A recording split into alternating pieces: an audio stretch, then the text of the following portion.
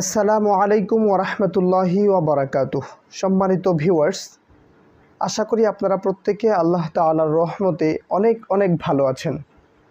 আজকে এখন আপনাদের সামনে আমি অত্যন্ত গুরুত্বপূর্ণ একটি বিষয় নিয়ে কথা বলবো, যে বিষয়টার গুরুত্ব আসলে অনেক রয়েছে।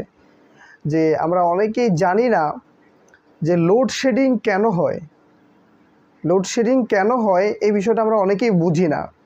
তো এই বিষয়টা বোঝার জন্য আজকের এই ভিডিওটা আপনাকে সম্পূর্ণ দেখতে হবে।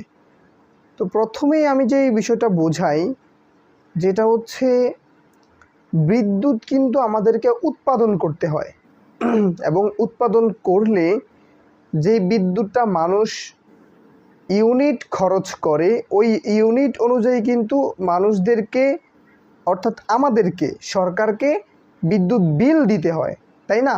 বিদ্যুৎ বিল কিন্তু আমাদেরকে দিতে হয়। এখন